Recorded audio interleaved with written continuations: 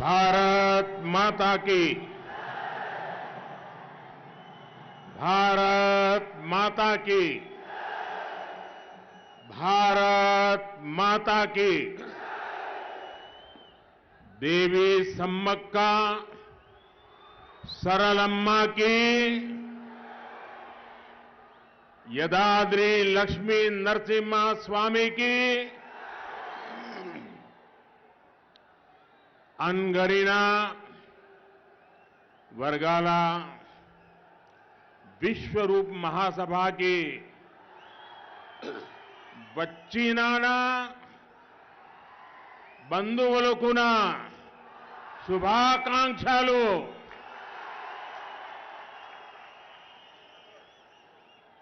जी किशन रेड्डी जी,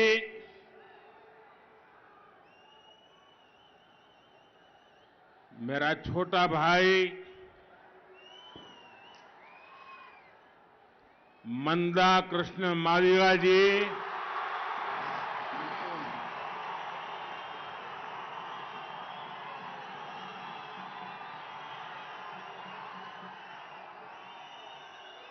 दूर दूर से आए मादिगा समुदाय के मेरे भाइयों और बहनों, अन्य सभी महानुभाव, देवी और सज्जनों, तेलंगाना के मेहनती और प्रतिभाशाली लोगों के बीच आना हमेशा ही एक सुखद अनुभव होता है और त्योहार के इस माहौल में जब हम अपने परिवार के बीच होते हैं तो खुशी दोगुनी हो जाती है। मैं तेलंगाना के दलित समुदाय का, तेलंगाना के मादिगा समुदाय का इस विशेष आयोजन में अभिनंदन करता हूं। मैं मेरे छोटे भाई कृष्णा का आभारी हूं। मैं आप सबका भी आभारी हूं क्योंकि आपने मुझे इतनी आत्मीयता से इस कार्यक्रम में आने का निमंत्रण दिया। సోదర సోదరీమణులారా, సుదూర ప్రాంతాల నుంచి వచ్చినటువంటి నా మాదిగ వర్గాల సోదర సోదరీమణులు, ఇతర మహానుభావులు, తెలంగాణ శ్రమజీవులు, ప్రతిభావంతులు మీ అందరి మధ్యలోకి రావడము చాలా సంతోషంగా ఉన్నది। మరి ముఖ్యంగా ఈ పండుగ వాతావరణంలో సహజంగా నా కుటుంబ సభ్యులతో గడుపుతా ఉంటే నాకు పట్టలేని ఆనందంగా ఉన్నది। అందుకనే నేను చాలా రెట్టింపు సంతోషంగా ఉన్నాను ఈరోజు। నేను తెలంగాణ దళిత వర్గాలకు మరియు తెలంగాణ మాదిక సామాజిక వర్గానికి ఇంత పెద్ద విశాలమైనటువంటి సభ ఏర్పాటు చేసినందుకు నా తమ్ముడు కృష్ణ మాదిగకు ప్రత్యేక ధన్యవాదాలు। మీరు ఎంతో ప్రేమతో ఈ సభలో నన్ను ఆహ్వానించినందుకు మీ అందరికీ కూడా ధన్యవాదాలు। నా కుటుంబ సభ్యులారా, आजादी के बाद आपने देश में बहुत सी सरकारें देखी है। हमारी सरकार ऐसी है जिसकी सर्वोच्च प्राथमिकता गरीब कल्याण है, वंचितों को वरीयता देना है।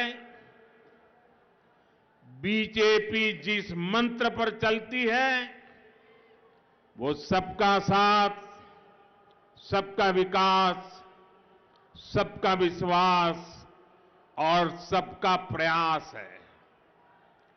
हम सोशल जस्टिस, सामाजिक न्याय सुनिश्चित कराने के लिए प्रतिबद्ध है।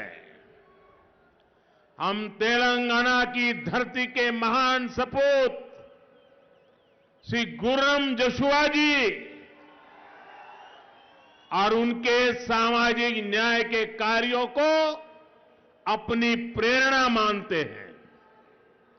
मुझे बताया गया है कि अपने लिखे साहित्य में उन्होंने एक दलित भाई का वर्णन किया था, जिन्होंने काशी में विराजमान बाबा विश्वनाथ को अपनी दुर्दशा बताई थी।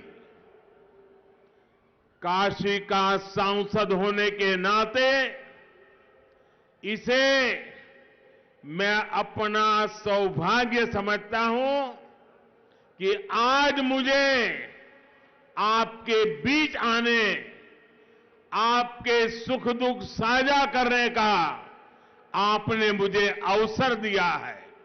मुझे लगता है कि आज बाबा विश्वनाथ के आशीर्वाद से ही मैं आप सबके बीच उपस्थित हूं। నా కుటుంబ సభ్యులారా, స్వాతంత్ర్యం తర్వాత మీరు చాలా ప్రభుత్వాలు చూశారు. కానీ మా ప్రభుత్వము సబ్కా సాత్ సబ్కా వికాస్ అని నినాదం ఇచ్చినప్పుడు ఒక సామాజిక న్యాయం, అన్ని వర్గాలకు సామాజిక న్యాయం చేయాలనే తపనతో ఈరోజు ఈ ప్రభుత్వం కృషి చేస్తూ ఉన్నది, పని చేస్తూ ఉన్నది. మన గొప్ప సాహితీవేత్త గుర్రం జాషువాను ఇవాళ ఒక ప్రేరణగా తీసుకుంటే, ఒక దళిత మేధావి కవిత, ఒక సాహిత్యకారుడు ఆనాడు తనకున్నటువంటి బాధలను, వ్యధను కాశీలో ఉన్నటువంటి ఆ బాబా విశ్వనాథ్కు మొరబెట్టుకుంటే, మరి ఈరోజు ఆ యొక్క బాబా యొక్క ఆశీర్వాదంతో వారణాసి పార్లమెంట్ సభ్యునిగా ఈరోజు నేను మీ ముందుకు రావడం అంటే ఆ బాబా ఆశీస్సులు. మరి ముఖ్యంగా ఈరోజు ఆ యొక్క జాషువాను ప్రేరణగా తీసుకొని ఏ సామాజిక న్యాయానికైతే ఈ ప్రభుత్వం కట్టుబడి ఉందో ఖచ్చితంగా ఆ దిశలో అడుగులు వేస్తూ ఉన్నాము. అందుకనే ఈరోజు మీ మధ్యలోకి నేను రావడం జరిగింది.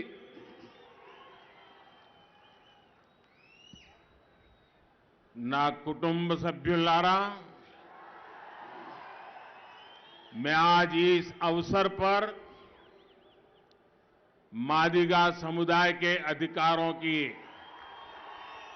लड़ाई लड़ने वाले टीएन सदा लक्ष्मी जी और टीवी नारायण जी को श्रद्धापूर्वक याद कर रहा हूं। इन महान व्यक्तित्वों ने मादिगा समुदाय के हितों के लिए अपना जीवन खपाया है। मैं उन्हें नमन करता हूं। और मेरा छोटा भाई कृष्णा 30 साल से वन लाइफ वन मिशन आपके हकों के लिए लड़ाई लड़ रहा है।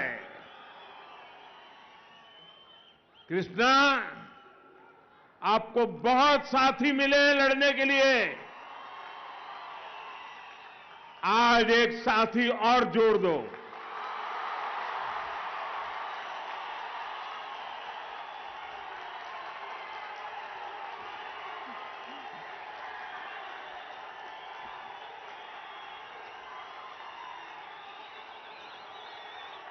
మిత్రులారా, ఈ సందర్భంగా మాదిక సామాజిక వర్గానికి సంబంధించినటువంటి అనేక సమస్యల పైన పోరాటం చేసినటువంటి యోధులు ఇవాళ టిఎన్ సదాలక్ష్మి, అదే రకంగా టీవీ నారాయణ గారు స్వర్గీయులు, వారి ప్రత్యేకంగా ఒక భక్తి శ్రద్ధలతో వారిని నేను గుర్తు చేసుకుంటూ ఉన్నాను. ఈ మహానుభావులు మాదిగ సమాజం యొక్క ఉన్నతి కోసము, వారి హక్కుల కోసము నిరంతరం జీవితం అంతా కూడా పోరాటం చేశారు. తమ జీవితాలను దారపోశారు. అదేవిధంగా నా సోదరుడు కృష్ణ మాదిగ 30 సంవత్సరాలుగా ఒకే లక్ష్యం, వన్ లైఫ్ వన్ మిషన్ అనేటువంటి ఒక ఉద్యమ కెరటంగా ఎదిగి మీ అందరి యొక్క సహకారంతో ఏ రకంగా ఉద్యమానికి ఊపిరి పోషించో మీరు ఈరోజు మీ ఉద్యమంలో నన్ను కూడా భాగస్వామ్యం చేసుకొని నీకు నేను తోడుగా ఈ సందర్భంగా ఉంటానని చెప్పి కూడా నీకు నేను భరోసా ఇస్తా ఉన్నాను ఇవాళ. मादिगा समाज के मेरे भाइयों बहनों और कृष्णा, मैं आज आपसे कुछ मांगने के लिए नहीं आया हूं. मैं आज आया हूं आपके बीच आजादी के बाद जितनी भी पॉलिटिकल पार्टियों ने, जितने भी पॉलिटिकल लीडर्स ने आपको वादा किया, आपसे धोखा किया, मैं आज एक पॉलिटिकल बिरादरी का व्यक्ति होने के नाते उनके पापों की क्षमा मांगने के लिए और उनके पापों का प्रायश्चित करने के लिए आया हूं. సోదర సోదరి మల్లారా, ఇవాళ కృష్ణ నేను ఇవాళ మీతో ఏది కోరడానికి రాలేదు. మీ మధ్యలోకి మీ బాధలు పంచుకోవడానికి వచ్చాను. స్వాతంత్రం తర్వాత అనేక రాజకీయ పార్టీలు, అనేక రాజకీయ నాయకులు మీకు అనేకమైనటువంటి హామీలు ఇచ్చారు, న్యాయం చేస్తామన్నారు, మిమ్మల్ని వాడుకున్నారు, కానీ మిమ్మల్ని పూర్తిగా దోకా చేశారు. వాళ్ళు చేసిన పాపాలకు నేను ఒక రాజకీయ నాయకుడిగా వాళ్ళ పాపాల ప్రక్షాళన కోసము మిమ్మల్ని నేను క్షమాపాత్రుడిగా ప్రార్థిస్తూ తప్పకుండా వాళ్ళ పాపాలను ప్రక్షాళన చేయడానికి నేను మీతో ఉంటానని చెప్పి కూడా ఈ సందర్భంగా మీకు నేను హామీ ఇస్తా ఉన్నాను. ఇవాళ నా కుటుంబ సభ్యులారా, तेलंगाना का आज इतिहास के बेहद अहम मोड़ पर खड़ा है. दशकों से आंदोलन के बाद 10 साल पहले जो सरकार यहां बनी, वो तेलंगाना के गौरव की, तेलंगाना के सम्मान की रक्षा नहीं कर पाई. तेलंगाना के लोगों के सामर्थ्य की पूरी दुनिया प्रशंसा करती है, लेकिन जब बात यहां की गवर्नमेंट की आती है, गवर्नेंस की आती है, तो हर कोई निराश हो जाता है. इन 10 वर्षों में तेलंगाना सरकार ने हर किसी के साथ, मादिगा समुदाय के साथ सिर्फ और सिर्फ विश्वासघात किया है. कौन भूल सकता है कि कांग्रेस ने किस तरह तेलंगाना के निर्माण में बाधाएं खड़ी की थी. लेकिन जब अनेक बलिदानों के बाद तेलंगाना बना, तो बीआरएस के नेता आपको भूलकर सबसे पहले कांग्रेस के नेताओं को धन्यवाद करने गए. आंदोलन के दिनों में आपसे वादा किया गया था कि किसी दलित को ही तेलंगाना का पहला सीएम बनाया जाएगा. लेकिन राज्य के निर्माण के बाद हर दलित आकांक्षाओं को कुचलते हुए सीएम की कुर्सी पर केसीआर ने कब्जा कर लिया. बीआरएस ने दलितों को जमीन देने का भी वादा किया था. क्या उन्होंने वादा पूरा किया? बीआरएस ने आपको दलित बंधु स्कीम के जरिए हजारों करोड़ रुपया देने की बात कही थी। क्या आपको इसका लाभ हुआ? सच्चाई यह है कि ये स्कीम बीआरएस विधायकों के रिश्तेदारों की स्कीम बन गई है।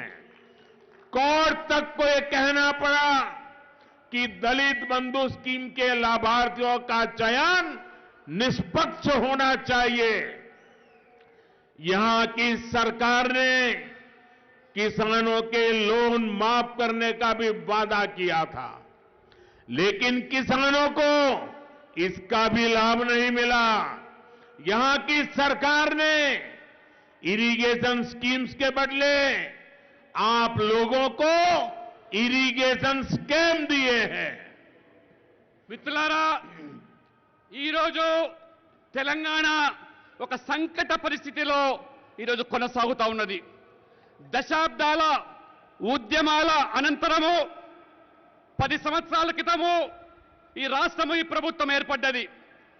తెలంగాణ గౌరవాన్ని, తెలంగాణ అస్తిత్వాన్ని ఈ ప్రభుత్వము కాపాడలేకపోయింది. తెలంగాణ ప్రజల సామర్థ్యాన్ని మొత్తం ప్రపంచం కూడా ఈరోజు కొనియాడుతూ ఉంటే, కానీ ఇక్కడ ప్రభుత్వము వారి పరిపాలన పూర్తిగా ప్రజలందరినీ కూడా నిరాశపరిచింది. అన్ని వర్గాల ప్రజలను ఈ తెలంగాణలో వారు మోసం చేసింది. ముఖ్యంగా మాదిక సామాజిక వర్గాన్ని కూడా వారు ద్రోహం చేశారు. తెలంగాణ ఏర్పాటులో మరి కాంగ్రెస్ ఏ రకమైనటువంటి ఇబ్బందులను కల్పించిందో తెలంగాణ సమాజం మర్చిపోలేదు. కొన్ని వందల మంది బలిదానాల తర్వాత ఏర్పడ్డ ఈ రాష్ట్రము, కానీ ఈ బీఆర్ఎస్ నాయకులు రాష్ట్రం ఏర్పడిన తర్వాత మిమ్మల్ని అందరూ కూడా మర్చిపోయి కాంగ్రెస్ అధినాయకులను వారికి ధన్యవాదాలు చెప్పడానికి కుటుంబ సమేతంగా వారు పోయినారు. ఉద్యమ సమయంలో తెలంగాణ ఏర్పడితే కేసీఆర్ గారు ఏం చెప్పారు? మొదటి ముఖ్యమంత్రి దళితులను చేస్తా అని చెప్పాడు. కానీ ప్రభుత్వం ఏర్పడిన తర్వాత తానే దళిత యొక్క మరి కుర్చీని లాక్కొని ఆ యొక్క మరి దళితుల మీద ఆశల మీద నీళ్లు జల్లి ఆ సీఎం కుర్చీని కబ్జా చేసినటువంటి మహానుభావుడు. అంతేకాదు బీఆర్ఎస్ దళితులకు 3 ఎకరాల భూమి ఇస్తా అన్నది, కానీ హామీ నిలబెట్టలేదు. అదే రకంగా బీఆర్ఎస్ మరి దళిత బంధువులు చెప్పింది, కానీ దళితులకు లాభం జరగలేదు. వాస్తవం ఏమిటంటే, ఏదైనా లాభం జరిగిందంటే ఇవాళ బీఆర్ఎస్ ఎమ్మెల్యేల బంధువులకు ఈ దళిత బంధువులు లాభం జరిగింది తప్పితే దళితులకు కాదనే విషయం కూడా చాలా స్పష్టంగా కోర్టు సైతం కూడా దళిత బంధు మరి నిష్పాక్షికంగా లబ్ధిదారులను గుర్తించాలంటే ఈ ప్రభుత్వం చేయలేదు. రైతు రుణమాఫీ అన్నారు, అమలు చేయలేదు. అదే రకంగా ఇవాళ ఇరిగేషన్ ప్రాజెక్ట్స్ పేరు మీద ఏ రకమైనటువంటి దోపిడీ జరుగుతుందో ఆ ఇరిగేషన్ ప్రాజెక్ట్స్ అన్ని కూడా ఇవాళ కేవలం అన్ని ఆ స్కీమ్స్ అన్ని కూడా స్కామ్స్ గా మారిపోయినాయి. ఇవాళ నా కుటుంబ సభ్యులారా, मैं मादिगा समुदाय के आप सभी भाई बहनों को ये स्पष्ट रूप से कहूंगा, आपको जितना बीआरएस से सतर्क रहना है उतना ही कांग्रेस से भी सावधान रहना है। बीआरएस दलित विरोधी है और कांग्रेस भी उसमें जरा भी कम नहीं है। बीआरएस ने नए संविधान की मांग करके बाबा साहब आंबेडकर का अपमान किया, तो कांग्रेस का इतिहास भी कुछ ऐसा ही है।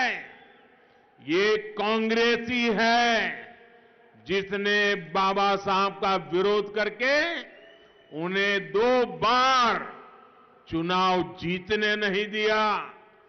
कांग्रेस ने दशकों तक पुरानी संसद भवन के सेंट्रल हॉल में बाबा साहब की फोटो नहीं लगने दी। कांग्रेस की वजह से ही दशकों तक बाबा साहब को भारत रत्न तक नहीं दिया गया। सेंट्रल हॉल में बाबा साहब की तस्वीर हो या भारत रत्न, ये तब संभव हुआ जब केंद्र में बीजेपी के समर्थन से सरकार बनी।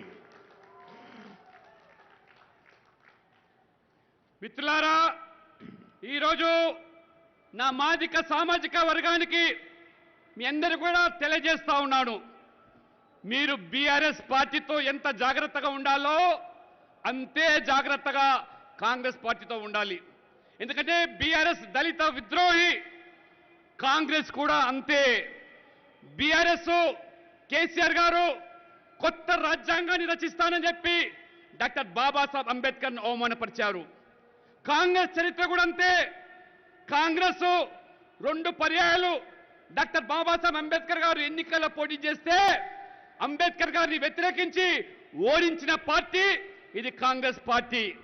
అంతేకాదు దశాబ్దాలుగా కాంగ్రెస్ పార్టీ వారు అధికారంలో ఉన్నప్పటికీ పార్లమెంటులో పాత భవనంలో సెంట్రల్ హాల్లో బాబాసాహెబ్ అంబేద్కర్ యొక్క చిత్రపటాన్ని వారు పెట్టనివ్వలేదు. కాంగ్రెస్ వల్లనే బిఆర్ అంబేద్కర్ గారికి భారత రత్న కూడా ఇవ్వలేకపోయారు. కానీ భారతీయ జనతా పార్టీ హయాంలోనే పార్లమెంట్ సెంట్రల్ హాల్లో బిఆర్ అంబేద్కర్ ఫోటో మరియు భారత రత్న మరి ఇవ్వడం జరిగింది. అంతేకాదు ఈ రకంగా బాబాసాహెబ్ అంబేద్కర్ గారిని ఏ రకంగా భారతీయ జనతా పార్టీ ప్రభుత్వం ఇవాళ గౌరవించిందో ఒక్కసారి మీకు తెలియజేస్తా ఉన్నాను. ना कुटुंब सभ्युलारा, बीआरएस की तरह ही कांग्रेस का इतिहास भी दलितों से, पिछड़ों से नफरत का रहा है. इसका एक बड़ा उदाहरण बाबू जगजीवन राम थे, जिन्हें कांग्रेस के अपमान का सामना करना पड़ा.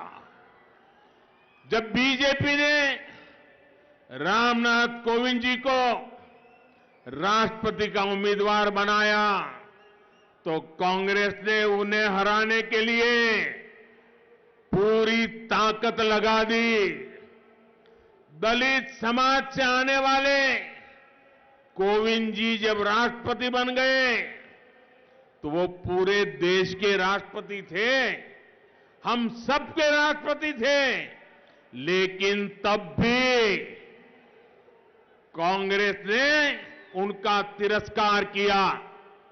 जरा बिजली के लोग वहां देख लें, शायद वहां शॉर्ट सर्किट ना हो. और वहां सब साथियों से मेरी रिक्वेस्ट है, थोड़ा दूर रहे वहां से ప్లీజ్. కొద్దిగా ఎవరైనా ఎలక్ట్రిసిటీ వాళ్ళు చూడండి, ఎవరు కంగారు పడద్దు, కొద్దిగా దూరంగా ఉండండి. దాన్ని వెంటనే సర్దిద్దండి ఎలక్ట్రిసిటీ వాళ్ళు సంబంధించిన వాళ్ళు. जब बीजेपी ने एक महिला को भारत का पहला आदिवासी राष्ट्रपति बनाने का प्रस्ताव रखा तो कांग्रेस ने द्रौपदी मुर्मू जी का भी विरोध किया. उन्हें भी अपमानित करने का कांग्रेस कोई मौका नहीं छोड़ती. साथियों, राजस्थान में जन्मे हुए और राजस्थान से आकर तेलंगाना को अपनी कर्मभूमि बनाने वाले दलित सरकारी अफसर हीरालाल सामरिया को कुछ दिन पहले ही चीफ इंफॉर्मेशन कमिश्नर बनाया गया. पहला दलित अफसर जो देश का पहला चीफ इंफॉर्मेशन कमिश्नर बना. कांग्रेस नहीं चाहती थी कि एक दलित अफसर इतना बड़ा दायित्व संभाले. इसलिए जिस बैठक में ये अहम निर्णय लिया गया, कांग्रेस ने उसका भी बहिष्कार किया. उनका शपथ समारोह हुआ, उसका भी बहिष्कार किया. మిత్రులారా, బీఆర్ఎస్ మాదిరిగానే కాంగ్రెస్ పార్టీ దళితులను, బీసీలను వ్యతిరేకించడమే కాదు, ఆ మహానుభావుడు బాబు జగజీవన్ రామ్ గారిని ఏ రకంగా రాజకీయంగా అణిచివేసిందో, ఏ రకంగా కాంగ్రెస్ కక్ష కట్టిందో మొత్తం ఈరోజు దళిత సమాజమే కాదు అందరూ కూడా గమనించారు. భారతీయ జనతా పార్టీ ఒక దళితుడు రామ్నాథ్ కోవింద్ గారిని రాష్ట్రపతి అభ్యర్థిగా ప్రకటిస్తే కాంగ్రెస్ వ్యతిరేకించింది. చివరికి రామ్నాథ్ కోవింద్ రాష్ట్రపతిగా బాధ్యతలు చేపట్టిన తర్వాత వారిని రాష్ట్రపతిగా గౌరవించకపోవడము, గుర్తించకపోవడము దళిత సమాజాన్ని అవమానపరిచినటువంటి కాంగ్రెస్ పార్టీ. అంతేకాదు బీజేపీ ఒక ఆదివాసీ మహిళను మొదటి రాష్ట్రపతి చేస్తే కాంగ్రెస్ వ్యతిరేకించింది, కాంగ్రెస్ ఓడించేటువంటి ప్రయత్నాలు చేసింది. వారిని కూడా ఈరోజు రాష్ట్రపతిగా గౌరవించకుండా అవమానపరుస్తా ఉన్నది. మిత్రులారా, రాజస్థాన్లో పుట్టినటువంటి ఒక తెలంగాణను కర్మభూమిగా భావించినటువంటి ఒక దళిత ఆఫీసర్ అయినటువంటి హీరాలాల్ సమరేను ఒక కొద్ది రోజుల క్రితమే చీఫ్ ఇన్ఫర్మేషన్ కమిషనర్గా అత్యంత ఉన్నత పదవిని ఒక దళిత ఆఫీసర్కు, మొదటి దళిత ఆఫీసర్కు కట్టబెట్టే ప్రయత్నం బీజేపీ ప్రభుత్వం చేస్తే కాంగ్రెస్ ఇష్టపడలేదు. ఇష్టపడకపోవడమే కాకుండా ఆ సమావేశాన్ని బహిష్కరించింది. చివరికి వారు ప్రమాణ స్వీకారాన్ని కూడా కాంగ్రెస్ పార్టీ బహిష్కరించిందంటే దళితుల పట్ల ఈ కాంగ్రెస్ యొక్క వ్యవహారం ఏ విధంగా ఉందో ఒక్కసారి మీరు ఆలోచన చేయండి. ना कुटुंब सभ्युलारा, कांग्रेस ने इन दिनों जिस इंडी अलायंस का छाता खोल रखा है उसमें बिहार के मुख्यमंत्री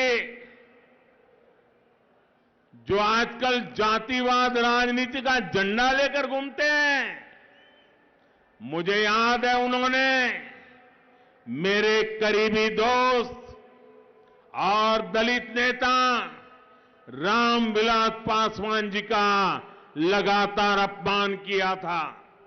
यहां तक कि जब रामविलास पासवान जी को राज्यसभा सीट की बात आई थी तो वो भी समर्थन देने में आनाकानी कर रहे थे। मैंने रामविलास पासवान जी के बेटे चिराग पासवान में इस दुख को हमेशा महसूस किया है। अभी हमने 2 दिन पहले ही देखा है कि बिहार के 19 सीएम ने विधानसभा में सदन के फ्लोर पर एक और दलित नेता का, वहां के पूर्व मुख्यमंत्री, पूर्व सीएम का अपमान किया है। वहां के पूर्व सीएम जीतन राम मांझी, जो दलितों में भी अति दलित हैं, जिन्होंने अपने जीवन में बहुत ही संघर्ष किया है, उनको बिहार के सीएम ने बड़े सदन में बुरी तरह अपमानित किया। बहुत ही निर्लज्जता के साथ जीतन बाबू को ये जताने की कोशिश की गई कि वो सीएम पद के योग्य नहीं थे। ये अहंकार की भावना, दलितों का अपमान करने की भावना कांग्रेस और उसके सहयोगियों की पहचान है। నా కుటుంబ సభ్యులారా, కాంగ్రెస్ పార్టీ రోజుల్లో ఈ మధ్యలో ఇండి అలయన్స్ అనే ఒక కూటమిని ఏర్పాటు చేశారు. ఆ కూటమిలో ఇవాళ నితీష్ భాగస్వామి బీహార్ ముఖ్యమంత్రిగా ఏ కులతత్వ రాజకీయాలు నడుపుతున్నాడో వారు ఈ మధ్యలో నా మిత్రుడు, మరి ముఖ్యంగా రామ్ విలాస్ పాస్వాన్ ఏదైతే ఉన్నారో ఒక దళిత నాయకుడు, అనేక పర్యాయాలు వారిని అవమానించడమే కాకుండా వారికి రాజ్యసభ సీటు ఇచ్చే పరిస్థితిలో మేము పాస్వాన్ గారిని సమర్థిస్తే ఇదే నితీష్ కుమార్ గారు వారిని పూర్తిగా వ్యతిరేకించారు. నేను ఈ మధ్యలో వారి కొడుకు చిరాగ్ పాస్వాన్ బాధను గమనించాను.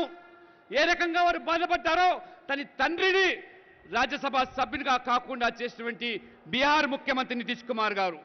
అంతేకాదు ఈ 2 రోజుల క్రితమే బీహార్ అసెంబ్లీలో మరి ముఖ్యమంత్రి నితీష్ కుమార్ గారు ఒక దళిత నాయకుడిని ఏ రకంగా అవమానించారో మొత్తం సమాజం గమనించింది.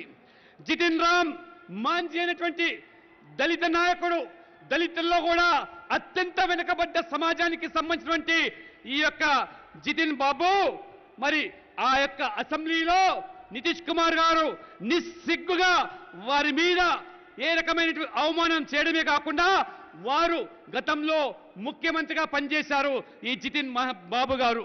కాను వారు ముఖ్యమంత్రికి అర్హులు కాదని చెప్పి ఏక అహంకార పూరితంగా వారిని అవమానపరిచారో ఇది వారికి అలవాటు. ఇవాళ నితీష్ కుమార్కే కాదు, కాంగ్రెస్ పార్టీ వారి విపక్షాల్లో ఉన్నటువంటి కూటమి సభ్యులందరూ కూడా దళితులంటే చిన్న చూపు, వారికి దళితులంటే ఇంత వారి పట్ల ఈ యొక్క చులకన భావన అనేది ఈరోజు స్పష్టంగా మనమందరం గమనిస్తూ ఉన్నాము. నా కుటుంబ సభ్యులారా, भ्रष्टाचार के मामले में भी कांग्रेस और बीआरएस एक दूसरे से अलग नहीं है. भारत में सामान्य तौर पर अलग अलग राज्य विकास योजनाओं के लिए दूसरे राज्यों के साथ कोऑपरेशन करते हैं, लेकिन बीआरएस की सरकार ने दिल्ली की आम आदमी पार्टी के साथ मिलकर हजारों करोड़ रुपयों का शराब घोटाला कर दिया. ये लोग काम में नहीं, करप्शन में कोऑपरेशन करते हैं. और मैं तेलंगाना के लोगों को ये स्पष्ट तस्वीर भी देखने को कहूंगा. दिल्ली में कांग्रेस की कट्टर सहयोगी आम आदमी पार्टी के साथ मिलकर तेलंगाना की बीआरएस पार्टी कट्टर भ्रष्टाचार करती है और फिर यहां वही बीआरएस कांग्रेस के खिलाफ लड़ने का ड्रामा कर रही है. तेलंगाना के लोगों को इस दोहरेपन से भी बहुत सावधान रहना है. మిత్రులారా, కాంగ్రెస్ బీఆర్ఎస్ అంటే అవినీతికి ఆలవాలు. ఇవాళ ఈ రెండు పార్టీలు అవినీతిలో వేరు కాదు. ముఖ్యంగా ఈ సామాన్యంగా దేశంలో ఉన్నటువంటి రాష్ట్రాల్లో ఒక ప్రభుత్వం ఇంకొక రాష్ట్ర ప్రభుత్వంతో అనేక ప్రజాహిత కార్యక్రమాల్లో పథకాల్లో ఒకరిని ఒకరు సహకరించుకుంటూ ఉంటారు. కానీ ఇవాళ మనం చూస్తూ ఉంటే ఏ రకంగా ఇవాళ బీఆర్ఎస్ పార్టీ ఢిల్లీలో ఉన్నటువంటి ఆమ్ ఆద్మీ పార్టీతో కలిసి వేల కోట్ల కుంభకోణము, మద్యం కుంభకోణంలో కలిసి ఒకరొకరు సహకరించుకుంటున్నారో ఈరోజు మనం చూస్తున్నాము. సాధారణంగా ఏదైనా మంచి పని కోసము రెండు ప్రభుత్వాలు సహకరిస్తుంటాయి, కానీ ఇవాళ అవినీతిలో సహకరించేటువంటి పార్టీలు Aam Aadmi party, BRS party. కానీ తెలంగాణ ప్రజలకు నేను స్పష్టం చేస్తా ఉన్నాను, ఢిల్లీలో ఈ కాంగ్రెస్ పార్టీ అత్యంత మిత్రులు ఆమ్ ఆద్మీ పార్టీ. అటువంటి ఆమ్ ఆద్మీ పార్టీకి పూర్తిగా కాంగ్రెస్ మద్దతు తెలుపుతా ఉంటే ఇవాళ ఆమ్ ఆద్మీ పార్టీతో ఉన్నటువంటి బీఆర్ఎస్ కలిసి అవినీతికి పాల్పడుతూ ఉంటే ఇక్కడ మాత్రం తెలంగాణలో బీఆర్ఎస్ కాంగ్రెస్ ఒకరికొకరు పోటీ పడుతున్నట్టుగా, ఒకరికొకరు ఈ రకంగా పోట్లాడుకుంటున్నట్టుగా డ్రామా చేస్తూ ఉన్నారు, నటిస్తున్నారు. కాబట్టి తెలంగాణ ప్రజలు వీరి అవకాశవాద రాజకీయం పట్ల అప్రమత్తంగా ఉండండి, జాగ్రత్తగా ఉండండి. నా కుటుంబ సభ్యులారా, कांग्रेस और बीआरएस दोनों मिले हुए हैं. वो पर्दे के पीछे उनके खेल अलग है. कांग्रेस और बीआरएस एक तरफ है और दूसरी तरफ भारतीय जनता पार्टी है. उनमें राज करने की मानसिकता है, बीजेपी में सेवा करने का संकल्प है. हमने एससी और एसटी लोगों पर अत्याचार से जुड़े कानूनों को और सख्त किया. हमने ये सुनिश्चित किया कि गरीबों को बैंक अकाउंट, गरीबों को टॉयलेट्स की व्यवस्था, गरीबों को गैस का कनेक्शन, गरीबों को बैंक से लोन, गरीबों के लिए पक्के घर, गरीबों को किसी चीज की दिक्कत ना हो, और इन सारी योजनाओं में एससी, एसटी, ओबीसी समाज के लोगों को सबसे अधिक लाभ दिया गया।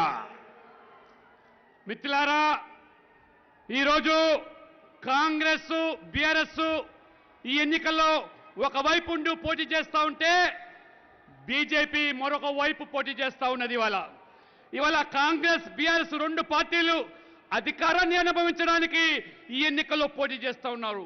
భారతీయ జనతా పార్టీ మాత్రము సేవా భావనతోని సేవ కోసమే ఎన్నికల్లో పోటీ చేస్తూ ఉన్నాము.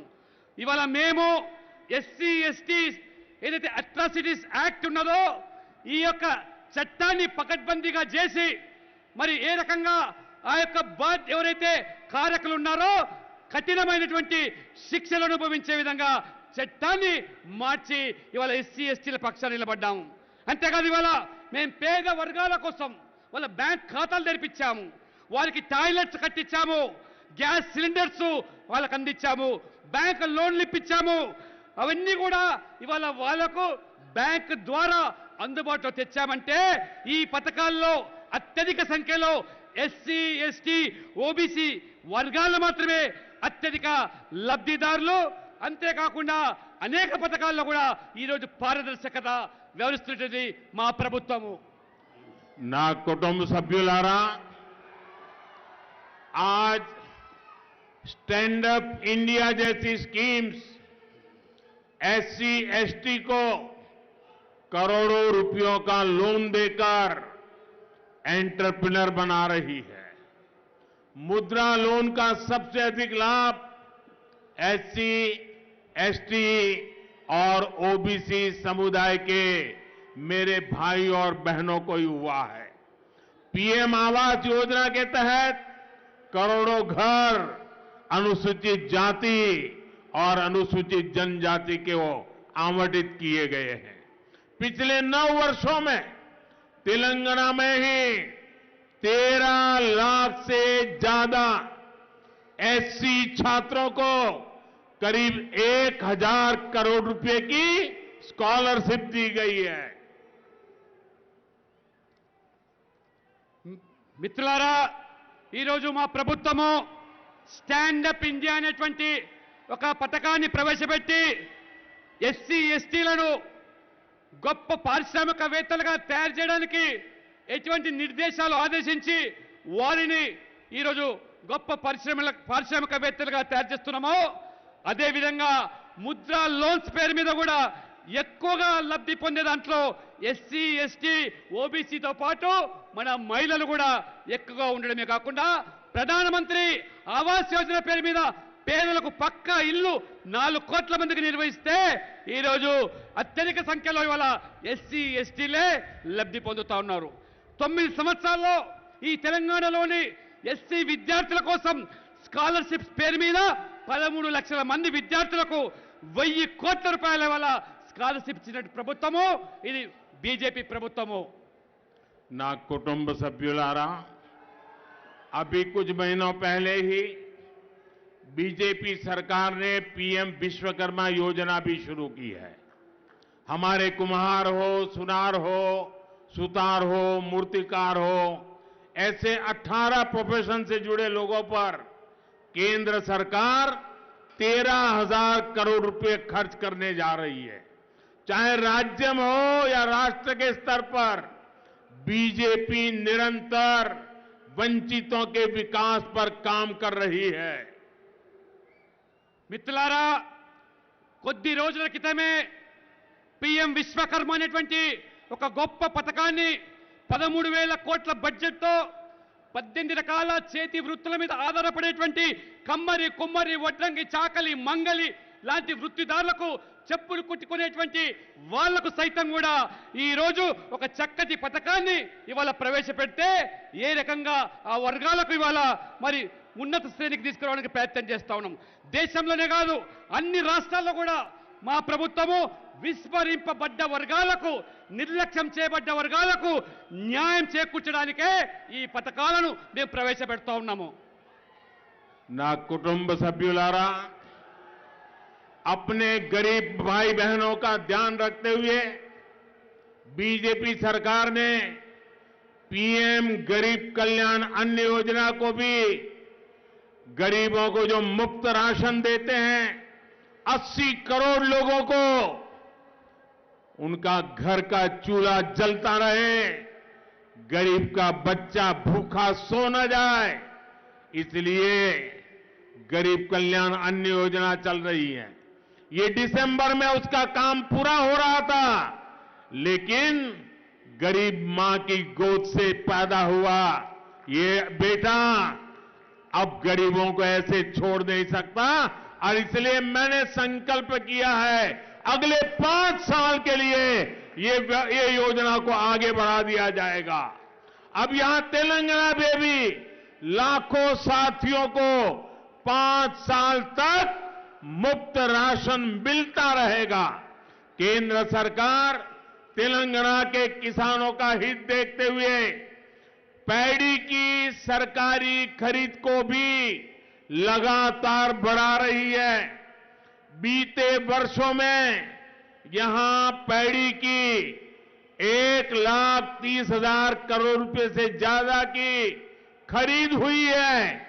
केंद्र सरकार किसानों से बॉइल्ड राइस भी लेती है। अब हमारी सरकार ने ये निश्चय किया है इस खरीफ सीजन में तेलंगाना के किसानों से 20 lakh metric tonne boiled rice अतिरिक्त खरीदा जाएगा। इससे एमएसपी का और ज्यादा लाभ हमारे किसानों को मिलेगा। मेरा यहां की राज्य सरकार को भी कहना है कि इस काम में ढिलाई न बरतें। ये किसानों के हक का काम है, उनके फायदे का निर्णय है, और इसमें चुनाव की कोई आचार संहिता बीच में नहीं आनी चाहिए।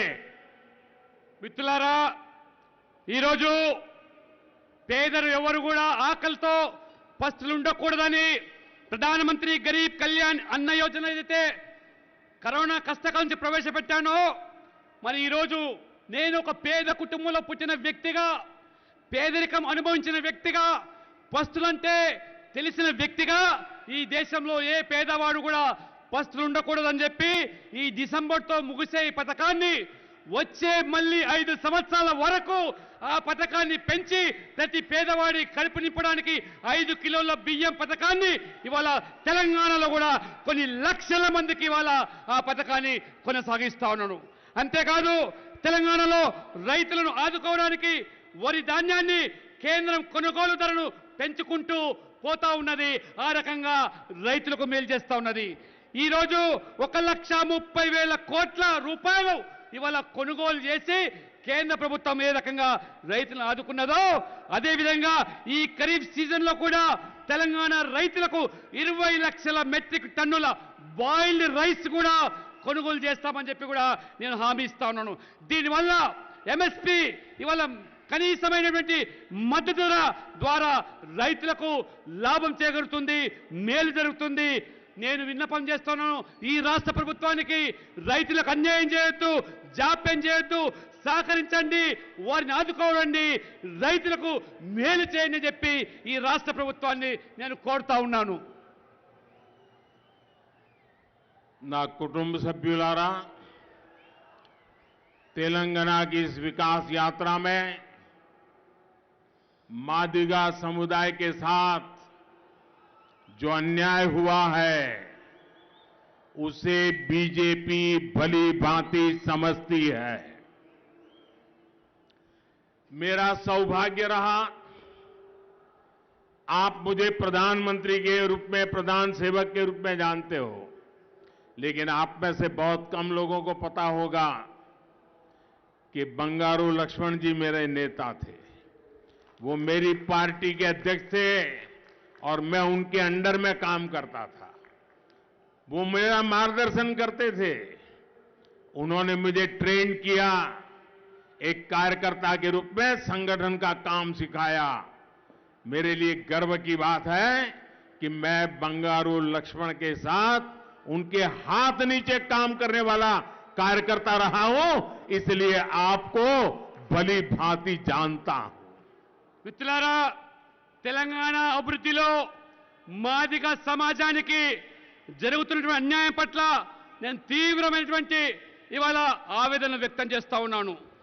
30 సంవత్సరాలుగా మరి మీకు అండగా ఉన్నటువంటి నాయకులు, మరోవైపు నన్ను మీరందరూ కూడా ప్రధానమంత్రిగానే మీరు గుర్తిస్తూ ఉంటారు. కానీ నేను ఒక ప్రధాన సేవకుడిని.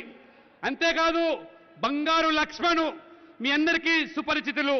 వారు మా పార్టీ అధ్యక్షుడిగా ఉన్నప్పుడు వారితో కలిసి పనిచేయడమే కాకుండా వారి దగ్గర నేను శిక్షణ పొంది ఏ రకంగా వారు సంస్థాగత కార్యదర్శిగా నా సేవలు వారు ఏ రకంగా వారు కల్పించారో వారితో కలిసి పనిచేసేందుకు నిజంగా నేను సంతోషాన్ని వ్యక్తం చేయడమే కాకుండా వారిని స్ఫూర్తిగా పనిచేసి వారికి ప్రేరణగా నేను తీసుకొని ఇవాళ రాజకీయాల్లో నేను కొనసాగుతున్నాను.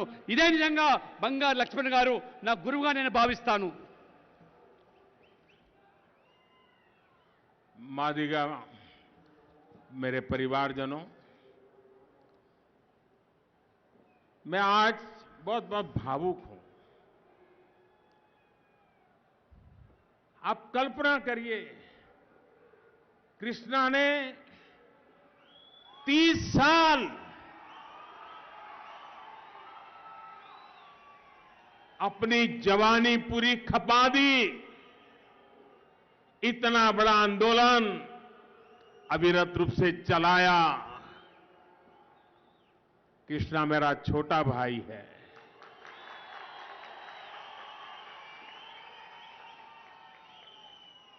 भारतीय जनता पार्टी में जैसे बंगारू लक्ष्मण के नेतृत्व में मुझे काम करने का सौभाग्य मिला, वैसा ही मैं आज इतने बड़े समाज के साथ खड़े होकर के कहना चाहता हूं कि अब मुझे, कृष्णा भले मेरा छोटा भाई है, लेकिन उसके नेतृत्व में आपके लिए काम करने का सौभाग्य मिला है।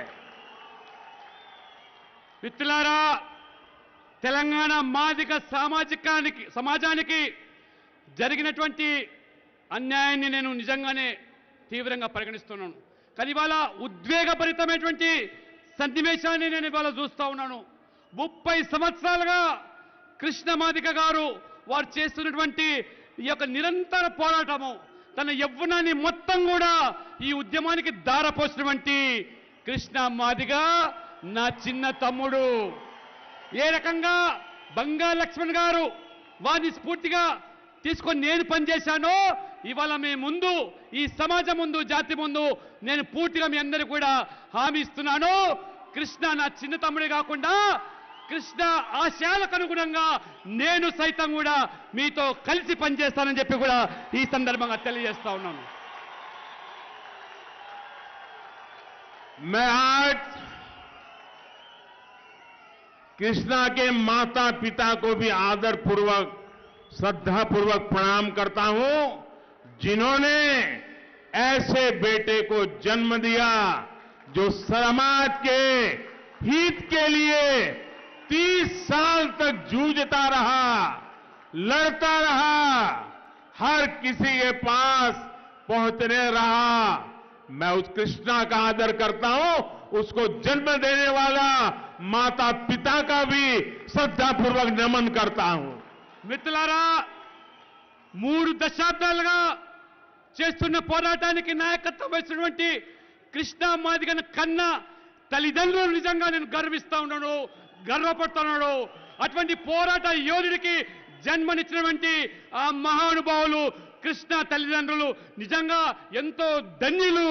వారు నిజంగా వారు చేసినటువంటి త్యాగము ఈ జాతి మరవదని చెప్పి నేను భావిస్తా ఉన్నాను. मैं आज, जैसा मैंने कहा, मेरे लिए बहुत भावुक पल है। मैं आज मादिगा समाज के हर व्यक्ति को बहुत आदर के साथ प्रणाम करता हूं, जिन्होंने 30 साल तक अपने न्याय के लिए लड़ाई लड़ी और पूरी तरह अहिंसक लड़ाई लड़ी, इतना बड़ा आंदोलन, इतना लंबा समय पूरी तरह अहिंसा, आपने जग्गू बाबू को भी बचाया, आपने बाबा साहब आंबेडकर को भी बचाया, आपने बंगारू लक्ष्मण को भी बचाया। और इसलिए मैं विशेष रूप से आप सबके इस आंदोलन की पवित्रता के लिए श्रद्धापूर्वक नमन करता हूं। మిత్రులారా, నేను చెప్పినట్టుగానే నేను నిజంగా ఈరోజు చాలా ఉద్వేగభరితంగా ఇవాళ ఉన్నాను.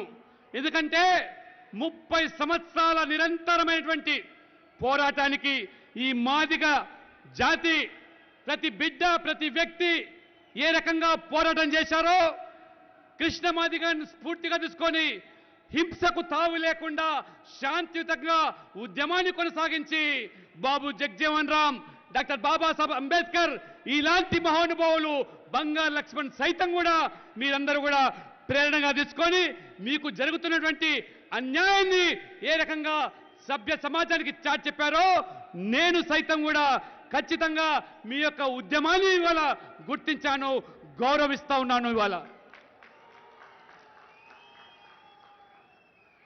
भारतीय जनता पार्टी पिछले 3 दशक से हर संघर्ष में आपके साथ खड़ी रही है.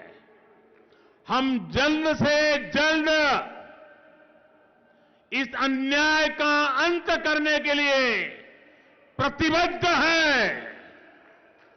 मैं जानता हूं कि यहां पर ऐसे कई लोग हैं जिन्होंने अपने अधिकारों के लिए लंबे समय तक संघर्ष किया है. ये हमारा वादा है कि हम जल्द ही एक कमेटी का गठन करेंगे जो आपके सशक्तिकरण के हर रास्ते को अपनाएगी. हम और आप ये भी जानते हैं कि एक बड़ी न्यायिक प्रक्रिया सुप्रीम कोर्ट में भी चल रही है. आपकी इस लड़ाई को हम न्याय की लड़ाई मानते हैं. बाबा साहब आंबेडकर ने हमें जो संविधान दिया है, उस संविधान ने न्याय की जिम्मेवारी मुझ पर दी है. हम उस न्याय को सुनिश्चित करा करके ही रहेंगे. अदालत में भी आपको न्याय मिले, ये भारत सरकार की सर्वोच्च प्राथमिकता है. पूरी मजबूती के साथ भारत सरकार न्याय के पक्ष में आपके साथी बनकर के खड़ी रहेगी. మిత్రులారా, మీకు జరుగుతున్నటువంటి అన్యాయానికి త్వరలోనే ముగింపు పలకడానికి మేము కట్టుబడి ఉన్నాము. మీ హక్కుల కోసం చేసే పోరాటాన్ని, మీ బాధను మేము గుర్తించాము. నాకు పూర్తి అవగాహన ఉంది. ఇక్కడ అనేక మంది మీ హక్కుల సాధన కోసం. बेटी आप नीचे आओ. बेटा नीचे आओ. देखिए बेटा, मेरा मां దయచేసి बेटा ये तार इसका बिगड़ा हुआ है बेटा. కింద हम దిగాలి आपके అమ్మా. साथ है बेटा. प्लीज కింద దిగాలి దయచేసి. आप नीचे आइए बेटा. ప్లీజ్ बेटा आप नीचे आइए. देखिए बेटा, ये वैसे भी ये तार की स्थिति अच्छी नहीं बेटा. దిగాలమ్మా. प्लीज बेटा नीचे आइए. దయచేసి దిగాలమ్మా. बेटा ये मैं आपकी बात सुनूंगा. बैठिए बेटा.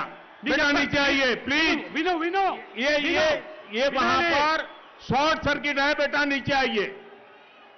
नहीं बेटा, ये ठीक नहीं है बेटा. ये यहां इससे ऐसा करने से लाभ नहीं होगा. मैं यहां आपके लिए आया हूं. మీకోసం వచ్చాను. దయచేసి ప్లీజ్, మీకోసం నేను ఉన్నాను. आप कृष्णा जी की बात मानिए बेटा. आप कृष्णा जी की बात मानिए. आप कृष्णा जी की बात मानिए बेटा. थैंक यू बेटा. थैंक यू बेटा. Thank you. దయచేసి వినండి, మరొకసారి చెప్తున్నాను వినండి. మీకు జరుగుతున్నటువంటి అన్యాయానికి త్వరలోనే ముగింపు పలకడానికి మేము కట్టుబడి ఉన్నాము. మీ హక్కుల సాధన కోసము, మీ పోరాటం కోసము 30 సంవత్సరాలుగా భారతీయ జనతా పార్టీ ఏ రకంగా మీకు అండగా ఉన్నదో, మీతో కలిసి పోరాటంలో భాగస్వామైందో నాకు పూర్తి అవగాహన ఉన్నది. ఇక్కడ అనేక మంది మీ హక్కుల సాధన కోసం చేసిన దీర్ఘకాలిక పోరాటము, ఆ విషయం త్వరలోనే ఒక కమిటీ వేస్తాం. మిమ్మల్ని ఆ కమిటీ ద్వారా మిమ్మల్ని సంఘటితపరచడానికి ఒక కొత్త మార్గాన్ని ఏర్పరుస్తాం. మీకు మరియు మాకు పూర్తి అవగాహన ఉంది. ఒక పెద్ద న్యాయపరమైనటువంటి ప్రక్రియ ఇవాళ సుప్రీంకోర్టులో కొనసాగుతున్న విషయం మనందరికీ తెలిసిందే. మీ పోరాటాన్ని మేము ఒక న్యాయమైన పరమైనటువంటి పోరాటంగా భావిస్తున్నాము. మీ పోరాటం న్యాయపరమైనది. బాబాసాహెబ్ అంబేద్కర్ రాజ్యాంగాన్ని రచించారు. న్యాయాన్ని కాపాడడానికే ఆ బాధ్యత రాజ్యాంగం మనకిచ్చింది. ఆ న్యాయాన్ని మేము ఖచ్చితంగా మీ మార్గం సుగమం చేస్తాము. న్యాయస్థానంలో మీకు న్యాయం జరగాలన్నదే మా ప్రభుత్వం ప్రాథమిక కర్తవ్యంగా మేము భావిస్తాం. భారత ప్రభుత్వము పూర్తి పకడ్బందీతో, పూర్తి చిత్తశుద్ధితో న్యాయం వైపే నిలబడతాం అని నేను స్పష్టమైనటువంటి హామీ ఇస్తున్నాను. మీకు మనస్ఫూర్తిగా తెలియజేస్తా ఉన్నాను. నా కుటుంబ సభ్యులారా, बीजेपी ही तेलंगाना के लोगों को सामाजिक न्याय की गारंटी दे सकती है। बीजेपी ही तेलंगाना को विकास के स्वर्णिम रास्ते पर ले जा सकती है। मुझे विश्वास है बीजेपी और आपका सहयोग, आपका साथ तेलंगाना डबल इंजन सरकार के गठन में अहम भूमिका निभाएगा। మిత్రులారా, ఇవాళ భారతీయ జనతా పార్టీ మాత్రమే తెలంగాణలో సామాజిక న్యాయానికి కట్టుబడి ఉన్నది. మీకు మాకు ఉన్నటువంటి అనుబంధాన్ని తెలంగాణలో ఒక బంగారు తెలంగాణ నిర్మాణం చేయడానికి కలిసి పనిచేద్దాం. ఖచ్చితంగా సామాజిక న్యాయానికి నిర్వచనం ఇవాళ భారతీయ జనతా పార్టీ కల్పిస్తుందనేటువంటి విషయాన్ని కూడా నేను స్పష్టంగా మీకు తెలియజేస్తా ఉన్నాను.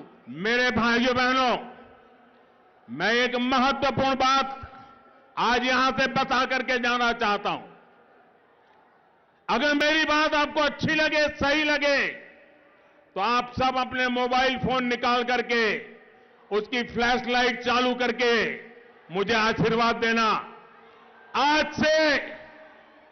से इस आंदोलन में कृष्णा मेरा नेता है, मैं उसका असिस्टेंट हूं और मैं आपके लिए पूरे दायित्व के साथ इस न्याय की लड़ाई में साथ रहूंगा।